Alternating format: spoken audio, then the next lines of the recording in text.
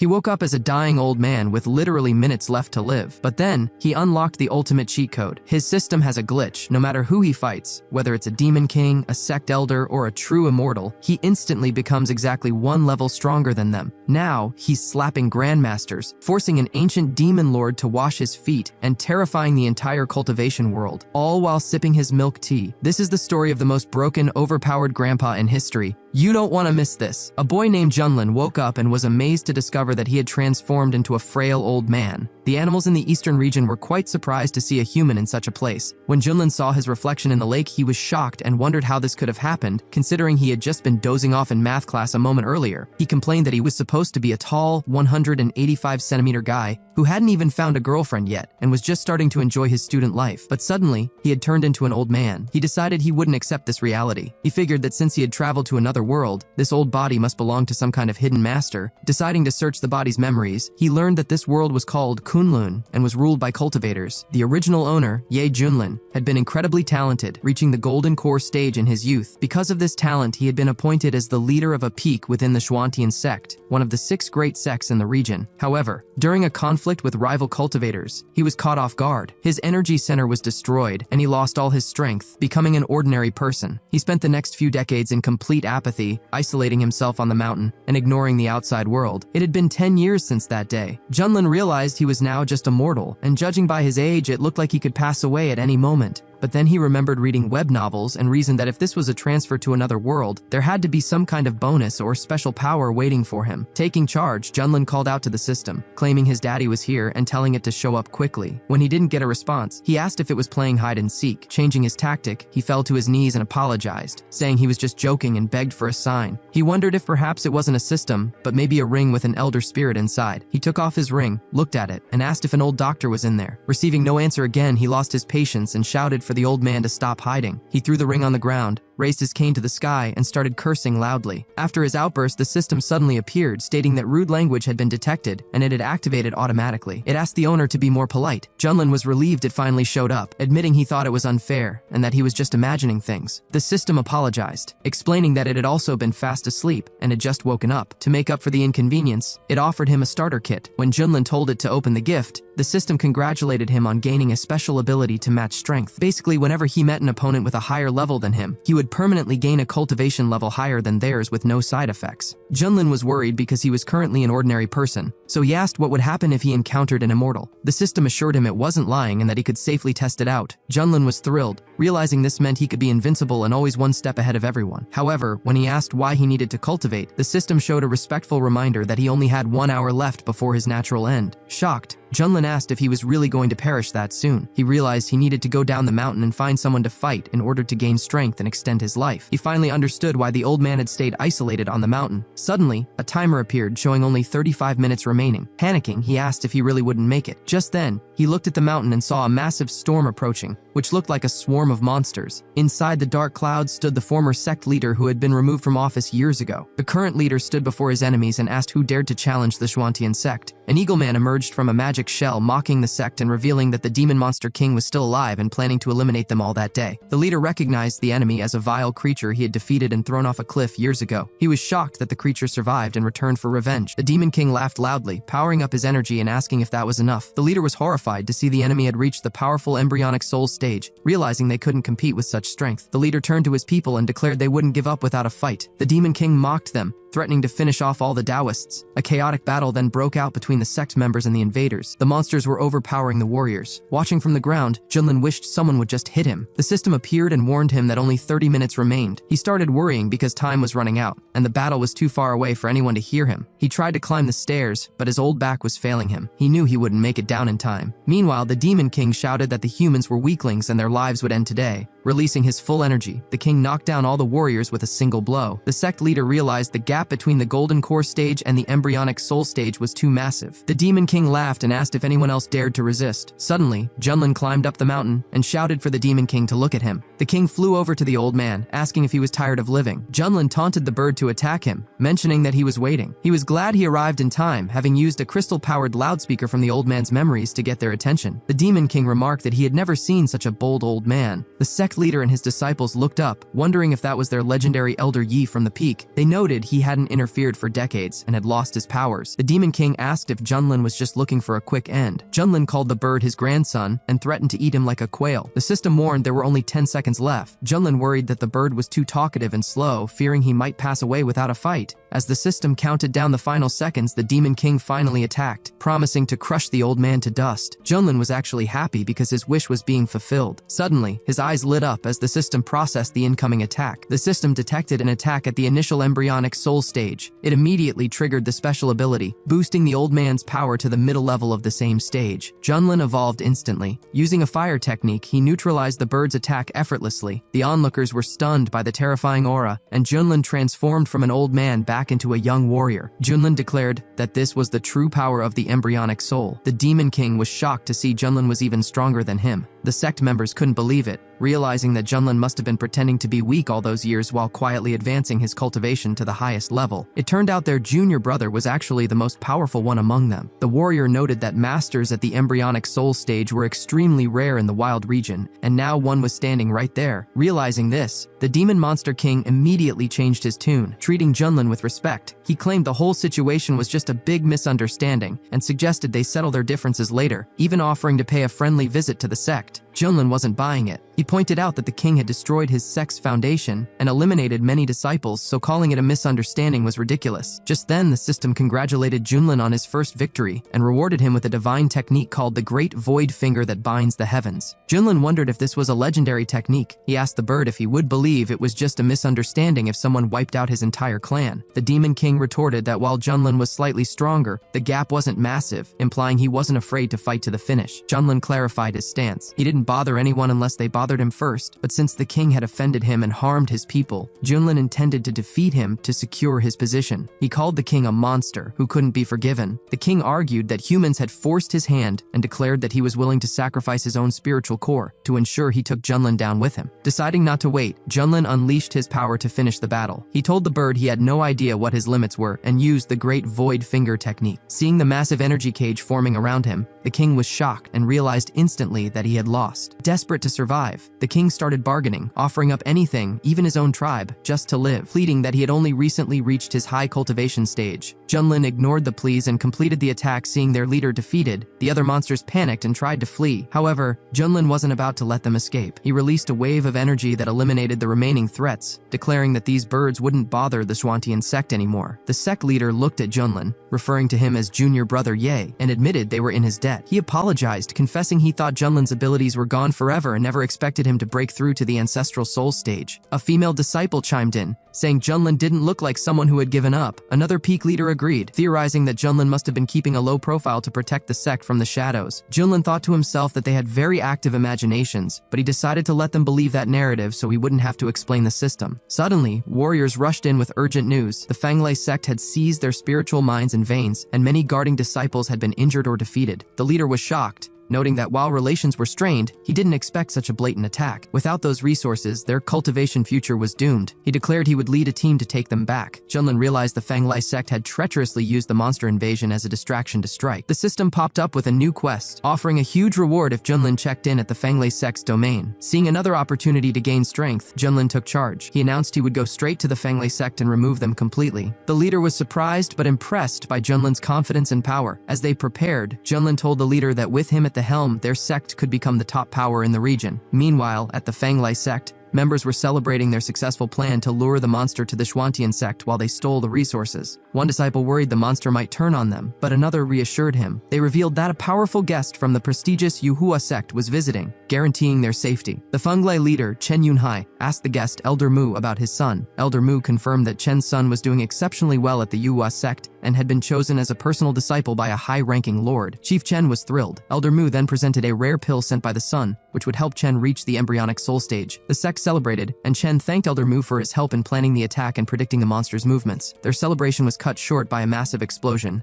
as the defensive formations were shattered. Junlin emerged from the smoke asking if this was the Fanglay sect. Chief Chen demanded to know who dared to intrude. Junlin calmly introduced himself. The warriors were terrified by his overwhelming aura. At that moment, the system confirmed Junlin had reached the check-in spot and rewarded him with the seal of the human ruler and the Great Void technique. Junlin was happy to get another familiar ability. Chief Chen was confused, recognizing Junlin's name as the crippled leader from the rival sect but sensing the power of an embryonic soul. Junlin asked if they were pretending to be clueless about their collusion with the Monster King. He announced that as punishment, the Fanglay sect would end today. Chen realized that if Junlin was here, the Demon King must have been defeated. Panic set in. Chen turned to Elder Mu for help, feeling confident because Mu was at the even higher spirit transformation stage. Elder Mu looked at Junlin with contempt, calling him a puppy and ordering him to kneel and break his own arms if he wanted to keep his life. Junlin refused to back down, asking who the old man thought he was. Elder Mu released his pressure, revealing his spirit transformation power, which terrified the onlookers. Chief Chen laughed, telling Junlin he was out of luck this time. He mocked him, saying that without support, he would be easily crushed, and suggested he beg Elder Mu for mercy. Instead of begging, Junlin decided to show them his true capability. The system detected the higher-level threat and triggered the evolution. Meanwhile, back at the mines, the Xuantian leader defeated the remaining enemies. A captured Fanglay elder laughed,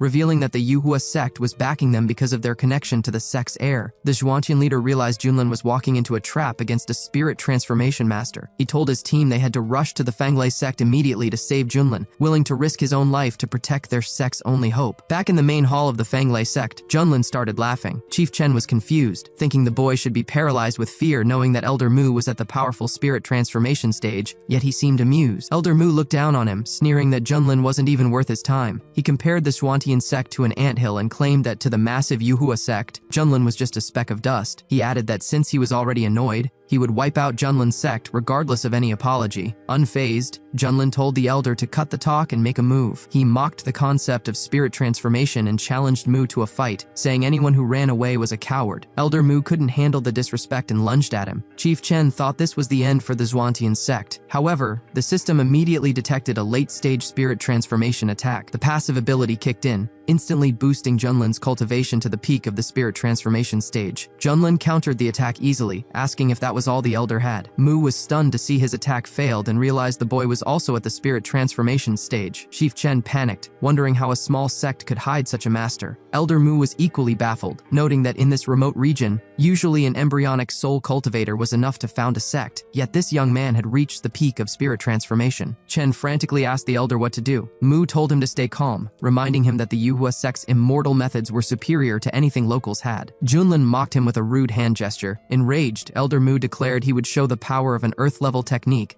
and unleashed the palm of the green tree. The onlookers were impressed, realizing that while spirit-level techniques were treasures here, this was on a whole other level. Elder Mu claimed it was an honor to be defeated by him. Junlin just scoffed, shot out a stream of fire energy, and called Mu's move a cheap trick. Using his new human ruler seal, Junlin shattered the elder's attack with a single move. A massive fire spirit appeared, destroying everything in its path. The crowd was terrified, wondering if this power was beyond the divine level. Elder Mu was completely overpowered and began begging for mercy. Junlin reminded him of his rule: if no one bothers him, he bothers no one. But if attacked, he destroys the enemy. Mu tried to threaten him, saying the Yuhua sect would seek revenge if he perished. Unimpressed, Junlin asked why he was still making threats and used a fire arrow to finish the elder off. Seeing his protector gone, Chief Chen fell to his knees, claiming it was all a misunderstanding, and offering to become Junlin's servant. When Junlin refused, Chen desperately mentioned that his son, Chen Shao, was a personal disciple in the Yuhua sect with the potential to become an immortal, implying Junlin shouldn't offend him. Junlin replied that it was perfect. He'd just wait for the son to show up so he could gain more experience points. He reiterated that since the Fanglay sect attacked first, they had to be eliminated. Junlin proceeded to level the entire place. As the fires burned, Chief Chen shouted that his son would avenge this 1,000-fold. Junlin watched the destruction and noticed a box fall from the flames. Looking at the sky, Junlin saw his sect leader and the team arriving. The leader was relieved to see Junlin alive.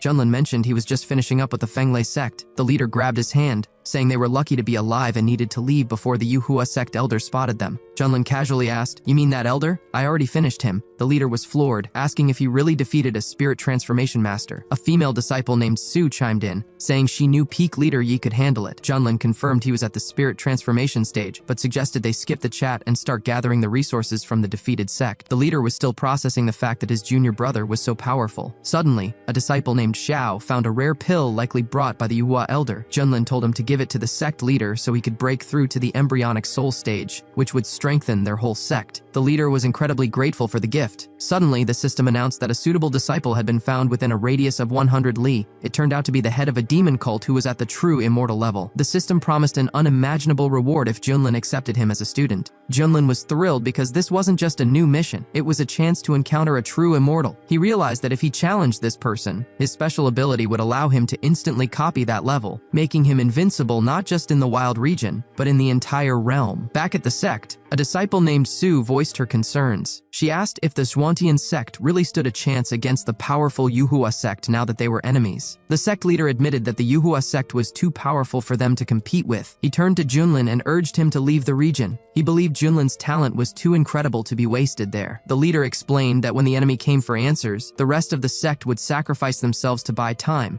ensuring Junlin could survive and eventually rebuild their legacy. The other disciples agreed, shouting that Junlin was a natural-born genius and their only hope. They insisted they would stay and hold the line so he could escape and fulfill his destiny. Junlin was surprised by their intense unity and loyalty. He thanked everyone for their support but assured them that he had a plan. He told them to leave the situation to him because he knew there was no reasoning with the enemy. He instructed the sect leader to handle the cleanup at the current location while he took care of urgent matters. With a wave of his sleeve, he flew off instantly, leaving the leader admiring his swift exit. Meanwhile, a chaotic scene was unfolding in the purple bamboo forest. A group of bandits was chasing someone who looked like a beautiful girl, shouting that she shouldn't run away. The person being chased, however, was actually a young man yelling back that he was a guy. A creepy old man leading the chase ignored him, drooling and insisting that she was too beautiful to be a man and shouldn't try to trick him. It turned out this young man was actually a tiger in a trap. He was the former head of a demonic cult from the central region who had achieved true immortality and led a massive sect with millions of followers. However, after a massive siege by his enemies, he had sacrificed all his power to escape and was now hiding in this remote eastern region, severely weakened. The old pursuer, tired of running, fired several energy swords at him. The young man spun around and blocked them with a scarlet flame shield. However, due to his weakened state, the shield failed and he took some damage. The old man was surprised that someone at the foundation stage could withstand an attack from a late golden core cultivator, wondering if the boy was a genius from a big sect. Deciding it didn't matter, the old man used a needle technique to trap him. The old man grabbed the boy's face, telling him to stop resisting. Fed up, the boy tore open his robe to bare his chest, shouting for the old man to open his eyes and see that he was clearly a man. The old man was shocked, but then creepily decided that the man was fine too. Unable to take the humiliation any longer, the boy snapped. He warned the pervert not to touch him and declared he would rather burn his own spiritual core than be humiliated. He unleashed a massive stream of fire energy, pushing himself to the limit to burn his attacker alive. The old man couldn't dodge in time and was engulfed in the flames. The boy succeeded, but he was badly hurt, and his spiritual pearl was nearly broken. He realized he needed to find a place to recover immediately. He muttered that at least the creep didn't survive. Just then, he sensed another presence. A different old man stepped out of the forest, claiming he was just passing by and had nothing to do with the previous attacker. The boy politely said he hoped they would meet again and tried to leave. However, this new old man was also up to no good. He rushed forward, admitting he was interested in the boy's secrets and how he possessed such power. He tried to grab the boy to search his memories. The boy cursed him, realizing he was too weak to fight back and that this might be the end. Just as the boy fell to the ground in despair, a figure far more powerful than anyone present flew directly over them. The attacking old man immediately looked up, terrified, as he sensed a master at the spirit transformation stage arriving. Junlin stopped to observe the situation. The creepy old man immediately panicked,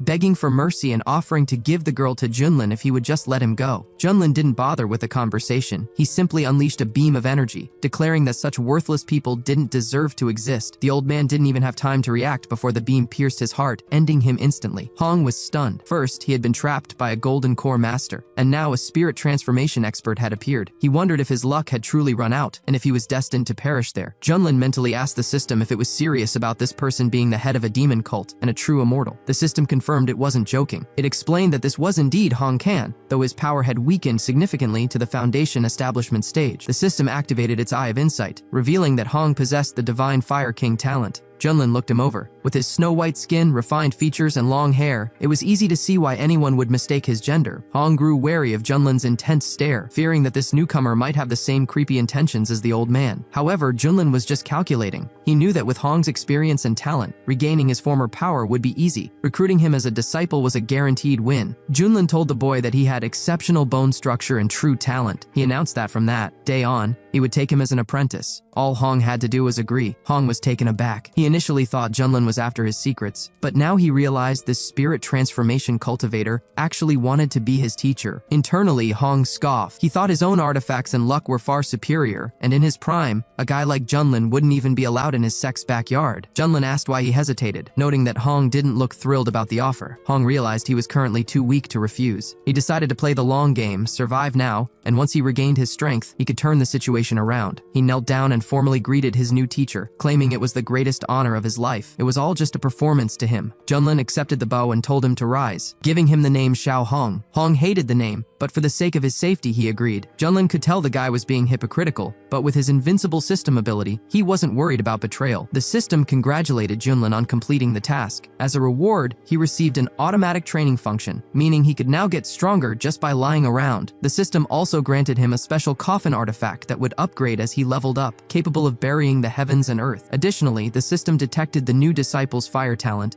and offered a free upgrade package, the 3000 fiery flames technique and a fire source pill to restore his foundation. Junlin realized these rewards were game-breaking, designed to challenge the laws of the universe. Hong noticed Junlin smiling and assumed his teacher was just feeling smug about acquiring a talented student. He waited for what he assumed would be a disappointing lesson. Junlin told him that he wouldn't expect him to accept his authority without a gift, so he handed over a technique manual. Hong thanked him, but internally he expected some trashy provincial technique. However, when he read the title 3000 Fiery Flames and looked inside, he was floored. He realized that the technique he had used to achieve immortality in the past was garbage compared to this. This manual completely revolutionized fire magic. It was definitely an immortal, perhaps even saint-level technique. Hong realized that with this book, his strength would grow to incredible heights. Simply returning to his old level of power no longer seemed like enough. Junlin noted that Hong looked pleased. Hong turned around and genuinely thanked him, wondering how a cultivator in this remote region stumbled upon such a treasure. Junlin didn't stop there. He tossed a pill to Hong, saying it would help him master the technique. Hong caught it and was shocked again. It was a fire source pill, a divine item that fire cultivators, even immortals, would fight wars over. He couldn't believe a spirit transformation master had one to give away. Junlin asked if he doubted the gift. Hong quickly replied that he didn't doubt him at all and that being his disciple was a huge honor. Privately, Hong decided that Junlin must not understand the true value of these items and likely found them in some ancient ruin. He knew he had to keep his composure. Junlin found the former demon leader's shifting expressions amusing. He told Hong to take the pill immediately and that he would stand guard. Hong agreed, thanked his mentor, and swallowed the pill. His power levels began to rise instantly. Junlin monitored the progress, initial foundation stage, middle, late, peak, and then breaking right through the golden core. He knew the standard progression, but this guy was a true immortal recovering his power. In just half an hour, he had already reached the embryonic soul stage. It was an incredibly strong start. Hong himself couldn't believe how fast he had broken through, vowing that once he returned to the central region, he would wash away his past shame. When Hong finished, he politely apologized for disturbing his teacher. Junlin brushed it off, saying it was time to return to the sect so he could introduce Hong to the elders. By that evening, the main hall of the Xuantian sect was buzzing with rumors. Everyone was saying the peak leader was unbelievably strong, having destroyed an embryonic soul master with a single finger and saving their land twice. Many disciples regretted not recognizing his power earlier. Now that he had a disciple, they assumed his standards must be sky high. When Junlin arrived, the crowd cheered. However, when they saw the person with him, confusion spread. They mistook Hong for a stunningly beautiful girl, whispering among themselves about where such a beauty came from and why she was so close to the peak leader. Hong looked around with disdain, thinking this clan was far too weak. They wouldn't even qualify as servants in his old sect. The sect leader greeted Junlin and asked who was with him. Junlin introduced Hong as his new disciple and told him to greet the sect leader. The leader was shocked to hear this girl was a disciple. Su, a female disciple, looked annoyed, clearly jealous that the peak leader had picked such a pretty girl. Unable to take the insults any longer, Hong stepped forward and snapped at her, declaring loudly that he was a man. Junlin didn't appreciate the outburst. He slapped the back of Hong's head, telling him to control himself, noting that Su was his senior sister and he should apologize immediately. Hong grit his teeth, apologized, and admitted it was his mistake. Internally, however, he told himself to endure it for now. Once he reached the spirit transformation stage, he would get revenge for this humiliation. Junlin announced he was taking Hong to the floating peak. The sect leader said he wouldn't keep them. As they walked away, the leader was still reeling from the fact that Junlin had taken an embryonic soul cultivator as a disciple. It was unheard of. Su remarked that junior brother Ye had brought an overwhelming amount of news to the sect in just a single day. When they arrived at the peak, Junlin opened the door to a humble dwelling, telling Hong he could pick any room he liked. Hong was horrified. He wondered what kind of hole this was, thinking even the servants' quarters in his old life were 100 times more luxurious. Junlin Junlin sensed his hesitation and lectured him, saying that only weaklings whine about comfort. He explained that a cultivator should be above such things, and if it was dirty, Hong should clean it himself. Hong promised to be patient. He figured that with his speed of development, he wouldn't be stuck here long. Meanwhile, in the southern region at the Yuhua sect, the atmosphere was tense. In the Hall of Heirs, Guiyang crushed a message tablet in his hand. His servant, Chen Shao, the son of the Fanglay sect leader, apologized profusely. He explained that he was the one who asked Elder Mu to deliver the pill to his father. Now that Elder Mu was gone, Chen Shao was terrified that his father and sect were in danger and wanted to go check on them personally. Guiyang asked Chen Shao if he knew why he had been accepted as a disciple. The boy replied it was because of his solar immortal body and potential. Guiyang corrected him, saying that was only part of it. The second reason was his great ambition. He told Chen Shao that his desire for power shouldn't be limited by family ties. With the heir competition approaching, Guiyang ordered him to focus solely on training. He needed to defeat the other disciples to secure the sect's full support. This was his only chance. Guiyang refused to let him leave, stating he would send his own people to investigate the eastern region. Chen Shao understood and promised not to let his master down. The next day, on the floating peak, Junlin was relaxing. He asked his student if the food was ready. Hong brought out the meal but judged his teacher silently. He couldn't understand how a spirit transformation master could care so much about food. Yesterday,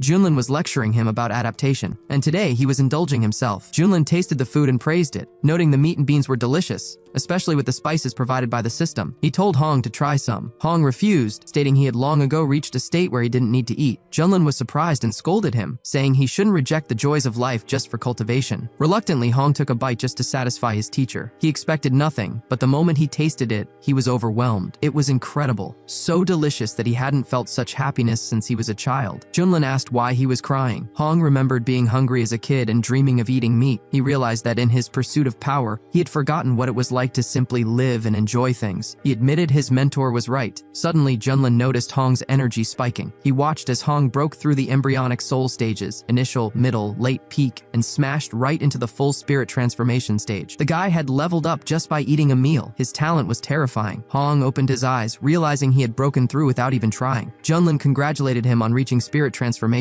noting his strength was now almost at the level of his mentor. Hong was stunned that he regained his power so quickly. He realized that, since he was now at the same stage as Junlin, it might be time to end this charade of being a disciple. However, before he could make a move, Junlin casually mentioned that since the meal was done and Hong had leveled up, he should come over and massage his shoulders. Hong was seething with rage. In his head, he fumed, "I've already reached the spirit transformation stage, yet he still tries to order me around? Who does he think he is?" He decided that today was the day he would finally show his mentor who was truly in charge. Just as Hong prepared to launch a sneak attack, a servant suddenly rushed in, reporting that there was an urgent message for the peak leader. The servant explained that the sect leader requested Junlin's presence in the assembly hall immediately to discuss a critical matter. Junlin was surprised, noting that he had only been back for a day and there was already a new job for him. Hong was furious that his opportunity for revenge had been interrupted, but he consoled himself by thinking that Junlin was full of weak points. There would be plenty of chances to take him down later. As he flew off, Junlin casually called back to his student, "I have to go for now. Your massage technique is excellent, by the way. When I get back, come over and massage my legs," Hong shouted after him, asking how he dared to treat him like a servant, regretting that he hadn't eliminated him right then and there. When Junlin arrived at the assembly hall, the mood was grim. The elders looked lost, wondering if this crisis was a sign that the heavens wanted to destroy the Zhuantian sect. Junlin landed and greeted the chief, asking what the threat was this time. The leader got straight to the point. Years ago, the state of Wei had come under their sect's protection. Recently, they sent a distress signal reporting strange and horrifying events. People were dying en masse, their bodies found completely drained of blood. These incidents were becoming more frequent and covering vast territories. Some cities with populations of over 1 million had been completely wiped out. The leader assumed it was the work of demons and had sent disciples to investigate. However, none of them had returned. That morning, a new message arrived stating the situation had worsened and was spreading to neighboring states. If this continued, the entire wild region would fall into chaos. Furthermore, the sect would lose its source of potential disciples, which would fatally weaken them. Junlin asked, "Is it really that serious? Has no one seen who is behind this?" Su replied grimly, "Perhaps anyone who saw the culprit is already dead." She noted that the wild region was already low on powerful cultivators. Even the nascent soul stage was rare, and if this continued, the sect would fall into decline. Junlin wondered what kind of enemy was strong enough to silence all their scouts. Suddenly, the system chimed in with a new quest: find the source of the problem in the state of Wei and eliminate it. Reward: unimaginable. Delighted by the timing, Junlin accepted the mission. He told the sect leader he understood the gravity of the situation. Since the trouble started in Wei, the source must be there, and he would handle it personally. The leader was relieved, praising Junlin for his decisiveness and expressing confidence in him. Before the leader could even finish his sentence, Junlin had already flown off toward the mission. The leader paused, realizing Junlin was already gone. Su was impressed by the peak leader's speed and determination. Another disciple, Xiao, asked worriedly if Junlin could really handle such a mysterious threat. Su shot back, "Do you doubt him? There is nothing in the wild region that can defeat a spirit transformation master." The leader agreed, adding that if Junlin couldn't handle it, the region was truly doomed. He told everyone to continue their training so they could live up to their junior brother's expectations. Junlin immediately grabbed Hong, and the two of them traveled to the eastern border of the Wei state in the wild region. Hong noticed that his mentor went straight for the troubled area, but he kept quiet, secretly plotting to find a way to deal with Junlin later. They arrived at Taohua village, located near a mountain, where Junlin observed that bandits were in the middle of robbing the place. He decided they needed to intervene. The village head pleaded with the bandits, explaining that they were poor and only had livestock like chickens, ducks, cows, and sheep. He told the hero to take whatever he wanted but begged him to spare the innocent villagers. The leader of the Black Wind Gang laughed, retorting that he didn't want their animals. He said he only needed them, the pathetic little humans. He struck the old man on the head and ordered everyone to obey, promising that if they did, their end would be painless. The other bandits shouted for their own people to step back because their boss was about to use his special technique. The leader unleashed a terrifying energy aimed directly at the villagers. The people were petrified, screaming for someone to save them. Hong was caught off guard. He recognized the technique, realizing it was similar to one used by a dangerous figure from the central region who was supposed to have perished when the Holy Lands destroyed him. Junlin noticed the look on Hong's face and asked if he knew the technique. Hong quickly lied, claiming he didn't know it and just found it strange. Junlin didn't appreciate the attitude, calling him a puppy and scolding him for his tone. Internally, Hong realized that if his guess was right and that specific person was involved, they were in serious trouble. Meanwhile, the villagers were panicking,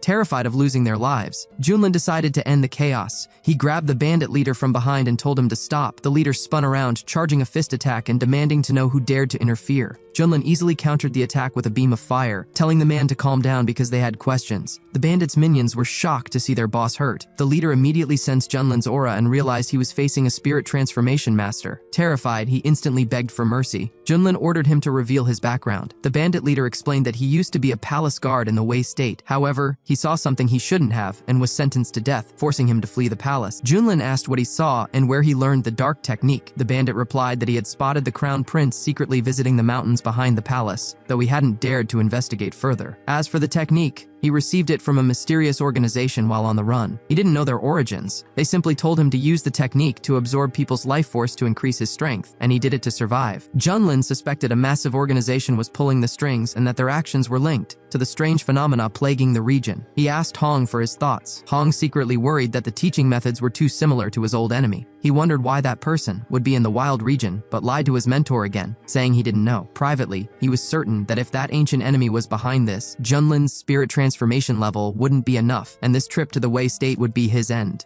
Junlin decided to verify the bandit's story personally. He used a technique to enter the man's subconscious and scan his memories. He confirmed the bandit wasn't lying, but noticed he had left out some important details. Junlin declared that they needed to head to the Wei imperial palace immediately. Hong decided not to leave any loose ends. With a simple flick of his finger, he unleashed a fire attack that incinerated all the bandits instantly. He turned to his mentor with an innocent look and asked, "Did I do something wrong? Didn't those villains deserve it?" In reality, Hong had been holding back his anger for so long that he just needed to vent it on someone. Junlin replied that he hadn't done anything wrong. He was actually a good man for protecting the innocent. The villagers cheered, shouting that the two immortals who drove out the villains and carried out the will of heaven would be remembered forever. Meanwhile, at the capital, Emperor Wei was in despair. He lamented that in recent years the population had dropped by a third. If the darkness continued, his entire country would be destroyed. He worried whether the masters from the Shuantian sect could actually help them. Suddenly, the princess rushed in, announcing that she saw two immortals flying toward the palace. The emperor, realizing help had arrived, gathered his ministers to meet them. Hovering above the city, Junlin asked his student how he liked their dramatic entrance. Hong replied that his teacher was wise and the entrance was impressive. Internally, however, he wished for his mentor's downfall, hoping the dark forces in the region would crush him so he wouldn't have to pretend anymore. The emperor greeted them warmly. Junlin introduced himself as the peak leader from the Shuantian sect, assuring them he was there to eliminate the threat. The emperor expressed his deep gratitude and offered to fulfill any wish they might have. Junlin simply asked for a place where he and his student could rest. The emperor immediately led them to their quarters. Unbeknownst to them, a scout was watching from the shadows. The spy scoffed, believing Junlin was just pretending to be powerful. He thought Junlin would make a perfect sacrifice to help his own master finally reach the peak of the spirit transformation stage. Once they were in their room, Hong was annoyed. His mentor had looked so dignified in front of the crowd, but the moment they were alone, he became lazy and careless. Hong wondered how someone with such an attitude ever reached the spirit transformation stage. He figured that at this rate, he would soon surpass Junlin Junlin and could easily get rid of him. Junlin, however, was well aware that his student was plotting something. He knew Hong's arrogance would eventually backfire. Deciding to tease him, Junlin told Hong that if he wanted to learn his special training methods, he should bring a basin of water and wash his feet. If the massage was good, he might teach him a thing or two. Hong was furious. He couldn't believe this backwater master was trying to lecture him on cultivation and treat him like a servant. In his past life, even immortals begged to learn from him. He was practically the ancestor of fire cultivation. Junlin pressed him, asking if he was too proud or if he wanted to continue relying on his elders to get stronger. Hong fumed silently. He was the great leader of the fire cult. Washing feet was beneath him. He decided it was time to end this farce. Just as the tension peaked, a knock came at the door. A voice announced that they had important information regarding the strange phenomena in the kingdom. Junlin asked who it was. The young man replied that he was the crown prince of the Wei state, Xiao Hen. He said the fate of the country was at stake and begged them to listen. Junlin told him to come in. Seeing the prince, Junlin realized this was the same person the bandit had mentioned, the one allegedly visiting the mountains and involved with the dark organization. However, looking at the boy, Junlin noted that he didn't seem like the villain the stories made him out to be. Prince Hen confided in the immortals, claiming he had a secret he hadn't shared with his father. He suspected that the source of the evil plaguing the state was connected to the mountains behind the palace. He explained that he had recently seen flying creatures entering a cave at night, which coincided with the disappearance of several courtmaids and servants. He flattered them, saying he knew only they could save the people, and asked them to eliminate the creatures. Junlin scanned the mountains with his senses, but felt no threat. He realized the prince was either lying or had a defense system strong enough to mask the danger. Regardless, Junlin agreed to see the cave, curious to find out what the prince was actually planning. Prince Hen thanked them and led the way, claiming that with their help, they would rid the state of evil. As they walked, the prince secretly looked forward to Junlin's end. However, they were spotted by the princess. She recognized her older brother and knew he usually behaved poorly despite their father's warnings. Seeing him secretly meeting with the masters from the Swantian sect worried her, and she decided she needed to inform her father immediately. When they arrived at the mountains, Junlin remarked that the place didn't look like a lair for flying monsters. The prince suddenly dropped the act and announced that they had arrived. Junlin was pleased, saying they would finally see what was being hidden. The prince sneered, admitting he didn't expect to deceive them so easily. He mocked Junlin for being overconfident and led astray, telling him that he didn't understand that there was always someone stronger. The prince declared that this place would be their grave and shouted for his allies to act. Elders emerged from the shadows and immediately activated a powerful sealing formation. A cult elder stepped forward, acknowledging Junlin's recent fame for defeating a demon king. However, he boasted that inside this specific formation, even a spirit transformation master would be unable to escape. The prince ordered them to capture the leader alive because their master needed him. However, he pointed at Hong, mistaking him for a girl in red, and told them to strip away her powers so he could have some fun with her. Hong immediately snapped. He asked what the prince just said, furious that boundaries had been crossed. Without hesitation, Hong unleashed his fire powers and attacked. The prince was shocked when Hong shattered the formation with a single blow. The cult elder realized in horror that the peak leader had brought a disciple who was also at the spirit transformation stage and possessed immortal-level techniques. Otherwise, the array never would have broken. Frustrated that his plan failed, the prince tried to negotiate. He suggested that with their combined strength, they should join his master to secure a bright future. Hong was furious and asked how he dared to speak like that. He declared that he would make the prince suffer for his insults. Hong immediately attacked the prince who had set them up, deciding to use his fire abilities to ensure he wouldn't bother them anymore. The prince was helpless against the intense flames. Junlin watched the scene and noted that the prince had clearly struck a nerve. However, he ordered Hong to stop before finishing the job, explaining that he needed to ask a few questions first. Hong obeyed the order and extinguished the fire with a simple snap of his fingers. Junlin asked the prince who his master was and how he had forced him into servitude. The prince replied that his master was the greatest immortal of the central region, a being with no equal, and insisted that they submit immediately. He warned that once his master appeared, they wouldn't even have time to beg for mercy. Junlin laughed at the idea of submitting. He challenged the hidden master to show himself, warning that he would start taking out the prince's men one by one until he appeared. Using an energy beam, Junlin instantly defeated one of the henchmen. The cult elder was shocked, realizing that this man was also at the spirit transformation stage. He couldn't believe a sect from the wild region possessed two such powerful masters. Junlin then targeted a second man and took him down just as easily. Having dealt with the guards, Junlin noted that only the prince remained. Terrified, the prince begged the immortal to wait. Just then, a massive explosion erupted in the forest, visible from miles away. Back at the capital, the princess asked her father about the terrible crimson light lighting up the sky. The emperor told her to hurry toward it, hoping the masters were safe. Meanwhile, Hong sensed a familiar aura and realized exactly who it was. Although he knew he could handle Junlin, meeting this specific person was very unpleasant for him. The prince was delighted, declaring that his master had finally arrived and their time was up. From the red darkness emerged the leader of the blood cult from the central region, known as the Stone Absolute. Junlin addressed him immediately, asking if he was the one pulling the strings behind all the atrocities, mocking him for hiding in a hole. The Stone Absolute acknowledged the cultivators from the wild region, admitting that Junlin had some ability but claiming he wasn't worthy of a fight yet. However, he was very interested in the old acquaintance standing next to Junlin. Hong addressed the villain as a blood demon, expressing surprise that he was still alive. Junlin wondered what kind of history Hong had with this guy. The Stone Absolute stepped forward, surprised to hear that nickname. He noted he hadn't been called a blood demon since he was surrounded by the holy lands of the central region 200 years ago. He was impressed Hong remembered. Hong replied that those who survived the Great War wouldn't forget. He explained that this man was once the most powerful of the true immortals. He increased his power by absorbing the life force of others and teaching dark techniques to spread chaos. Worse, he would eventually consume the energy of his own followers to boost his power. His methods were so vile and his growth so rapid that the greatest powers had to unite to destroy him. Even Hong, representing the demonic path, had been forced to join the war against him. The prince suddenly shouted that if news of this reached the central region, it would cause a massive uproar, adding that his master had finally arrived to save him. He started complaining like a child, pointing at Hong and whining that this woman tried to finish him off and demanding revenge. The Stone Absolute had no patience for the prince's complaints. Without a word, he unleashed a laser beam from his eyes, permanently silencing the prince. Hong watched the scene and remarked that the villain really hadn't changed. He was still the same ruthless monster who showed zero mercy, even to his own disciples. The Stone Absolute replied coldly that the disciple was nothing and could be replaced at any time. He warned Hong that if he tried to fight, he wouldn't survive, asking if he still didn't understand how things worked. Watching the drama, Junlin commented that the plot had taken quite a dramatic turn. Hong was confused and asked how this was possible. He had seen with his own eyes how the Stone Absolute's immortal body was destroyed by 4 divine artifacts in the past, draining his life force to the last drop. The villain explained that he wasn't a fool. He had separated a drop of his life essence beforehand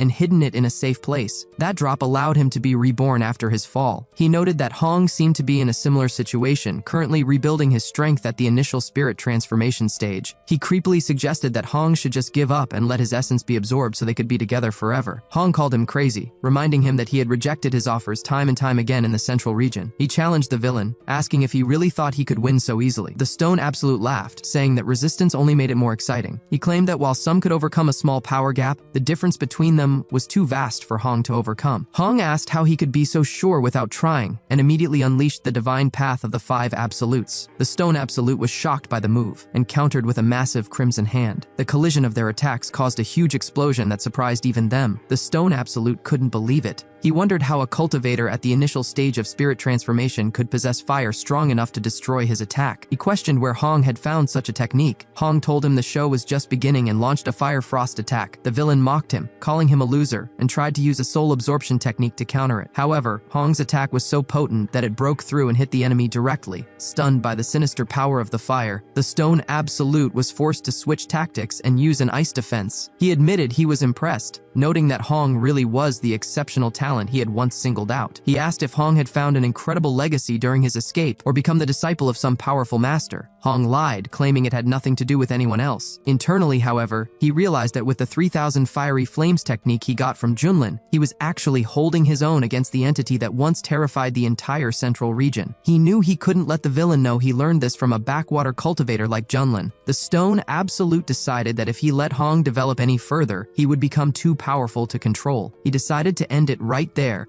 and unleash the true power of his immortal body. Meanwhile, back in the city, the citizens suddenly began screaming in pain, their energy likely being drained to fuel the villain's ultimate attack. At that moment, the Stone Absolute began draining the energy from the citizens below. He reveled in the surge of power, declaring that the people of Wei had been his food source for a long time. He bragged that he could devour them instantly to boost his strength whenever he pleased. Junlin told Hong to stop stalling and finish the enemy off quickly. Hong snapped back, telling his teacher not to order him around. Internally, however, Hong was panicking. He had originally hoped that the blood demon would be too much for Junlin, allowing Hong to step in and save the day with honor. But now, he realized the situation was so dire that he might not even escape the fight alive. The villain revealed he was utilizing fusion energy. He recalled how in the past he had fought powerful cultivators from both the righteous and demonic paths without losing ground. He boasted that even elders from the Holy Lands wielding immortal artifacts hadn't been able to completely destroy his immortal body. He announced announced that his body was already restored to 70% capacity. Once he absorbed every living creature in the wild region, he would reach full strength, and not even the central city would be able to stop him. He told Hong that since he refused to join him, his demise was entirely his own fault. Hong realized the enemy had reached the fusion stage, which was a disaster. He immediately unleashed the violet flame that burns the sky. The attack landed, and even the stone absolute took some damage. However, Hong knew that fighting an opponent with such a massive power gap was usually a death sentence. Desperate, Hong considered burning his own spiritual core for a final stand. He launched the golden flame and the furious dragon flame. The stone absolute scoffed, saying resistance was useless and comparing the attacks to a slight itch. Blocking Hong's assault, the villain prepared a counterattack, declaring that it was the end. Hong realized his strongest techniques weren't working. He tried to defend himself with a golden flame shield, but the stone absolute didn't slow down, smashing through the defense effortlessly while shouting for Hong to perish. Meanwhile, the emperor and the princess arrived at the mountain. Seeing the terrifying battle, the emperor feared for the immortal's life. The princess asked what kind of monster that was. The emperor realized this was the source of the evil destroying their state and worried that if even an immortal couldn't defeat it, their country was truly doomed. Hong struggled to stand, wondering if his journey to immortality was ending there. He had worked so hard to regain his power and didn't want to give up. The thought of asking Junlin for help crossed his mind, but his pride made him hesitate. Admitting he needed help felt like a disgrace. Furthermore, he doubted Junlin could even help, reasoning that a spirit transformation master couldn't possibly defeat a fusion stage monster. The stone absolute mocked him, saying that since Hong didn't want to continue the journey together in life, he would die and become part of his body, carrying his will to the end of the path. The villain launched a massive final attack. Hong's mind went blank. Driven by the instinct to survive, he swallowed his pride and screamed for his mentor to save him. The stone absolute was shocked, asking if the great Hong had actually become someone's disciple. Suddenly, Junlin stepped in, remarking that his student had finally realized who he owed his knowledge to. The stone absolute mocked Hong, saying he never expected him to sink so low as to become the disciple of a lowly spirit transformation cultivator from the wild region. He called it an absolute disgrace to the entire demonic path. Hong realized that even though Junlin was constantly teasing him, he was still his savior. However, seeing his mentor step up against the stone absolute, Hong was terrified that disaster awaited him. Junlin calmly asked if the enemy was looking down on him. The stone absolute retorted that an ant like him had no idea how vast the sky was, boasting that in his prime, he could have drowned him with a single spit. Hong apologized to his mentor, admitting he was no match for the blood demon. He pleaded for help but added that if things looked bad,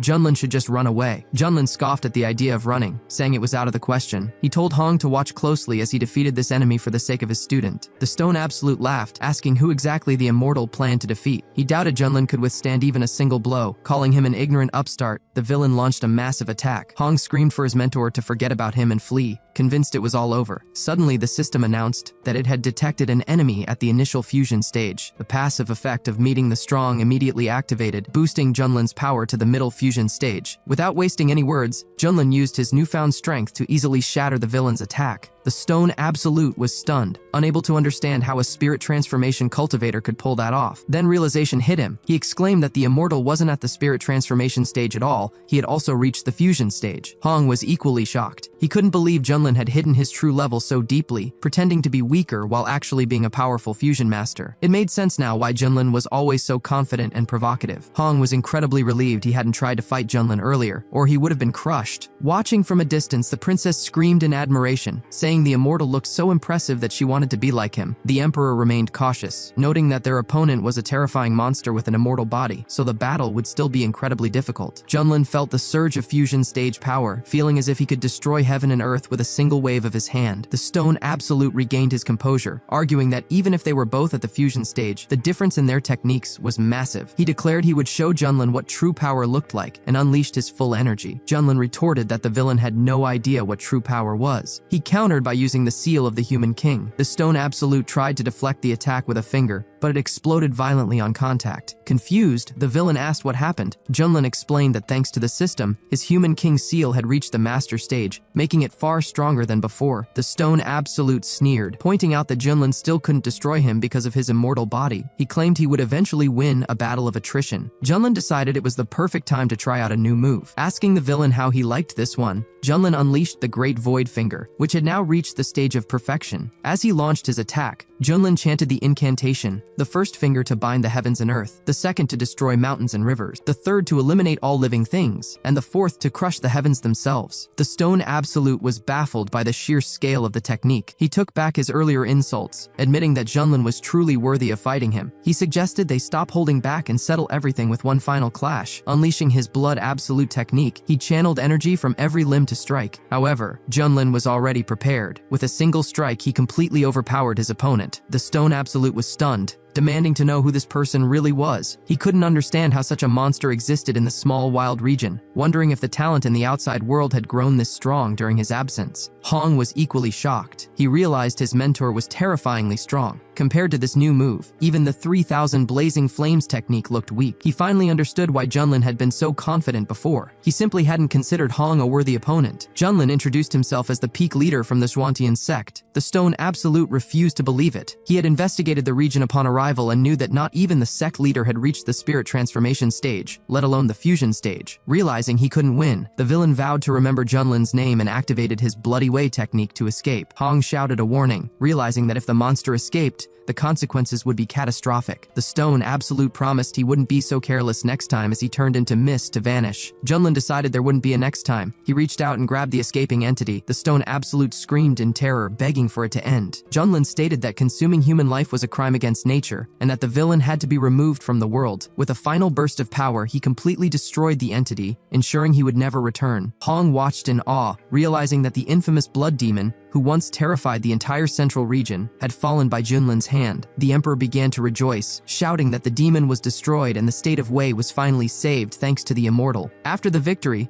Junlin nagged the system for his reward, telling it not to make him ask twice since it claimed to be professional. The system announced that he had received the bone of the supreme. It was a mysterious bone inscribed with runes that granted the highest innate power, a gift for someone destined to become the greatest of all. The system asked if he wanted to integrate it immediately. Junlin, excited by the description, told it to go ahead. The system began the binding process. Once complete, the system congratulated him, noting that his strength had increased significantly. Hong instantly noticed the shift. The waves of energy radiating from Junlin made him shudder. He was curious about what kind of massive legacy Junlin had inherited, reasoning that such a genius couldn't just appear in the wild region out of nowhere. Hong realized he needed to reassess Junlin's true strength. He resolved to speed up his own cultivation and reach the fusion stage as quickly as possible to have any chance of keeping up with him. The emperor approached Junlin, expressing his deep gratitude for saving the people of the Wei state. He promised to record the day's events in the royal annals so that future generations would remember the immortal's virtue. Junlin brushed off the thanks, stating that the most important thing was for the emperor to govern well and take care of his subjects. The emperor promised to remember the instructions. Suddenly, the princess asked if she could become a disciple of the Xuantian sect. She explained that she wanted to be like Junlin, capable of driving out demons and eliminating evil. Junlin used his special vision to assess the girl, whose name was Xiao Liner. He noticed she had excellent potential. He told her that she possessed a high-quality water spiritual root, making her a great candidate. If she was serious about it, he agreed to accept her. The emperor was pleasantly surprised and urged Liner to thank the immortal immediately, which she did. The emperor noted that Junlin had not only saved the state but also accepted his daughter as a disciple. To celebrate, he insisted on holding a feast and prepared royal quarters for them to rest. Junlin agreed to the arrangement. Later that evening, Hong realized that his wounds had fully healed and his strength had surged to the peak of the spirit transformation stage. Ever since he started practicing the 3,000 blazing flames technique and taking the elixirs, his cultivation speed had increased dramatically. He had to admit that his master's methods were impressive. However, even though Junlin saved him, Hong wasn't ready to let go of the humiliation he had suffered. He vowed that once he reached the fusion stage, he would pay it all back double. The mere thought of making Junlin beg for mercy made him tremble with excitement. Suddenly, Junlin called out for Hong to come over. Hong was annoyed, feeling like the servant treatment was starting again. Junlin was reading a book, commenting that this martial arts novel was quite interesting. He mused that the locals seemed to love stories about characters being humiliated and then rising to power. He joked that if he wrote novels here under the pen name Crazy Potato, starting with a protagonist at the peak of martial arts, it would surely be a hit. Hong, confused by the rambling, asked why he was summoned. Junlin simply ordered him to help wash his feet. Hong was furious. He thought to himself that even the formidable blood demon had fallen to Junlin, so now wasn't the time to rebel. He had to endure. Junlin teased him, asking why he was neglecting his mentor and telling him to hurry up. Hong gritted his teeth and said he wouldn't dare disobey. Internally, Hong raged. He used to be a true immortal fire cult master with thousands of defeats on his record, yet here he was, forced to wash the feet of a cultivator from the wild region. Junlin praised him for being a good disciple, remarking that for a moment, he thought Hong was going to challenge him. Suddenly, as Hong touched the water, he froze. He realized the basin was filled with water of boundless light. This legendary liquid allowed mortals to remain young and live for centuries, while for cultivators, it cleansed the body of impurities and massively boosted strength. In the central region, even a small bottle of this elixir would sell out instantly. It was an incredibly rare treasure, yet his mentor was casually using it to wash his feet. Hong was now absolutely certain that Junlin must have received a massive ancient inheritance to be this wasteful. He realized that drinking this water would be a huge help for his cultivation, but then the awkward reality hit him. It was currently being used as bath water. Junlin noticed the strange look on Hong's face and asked if there was a problem,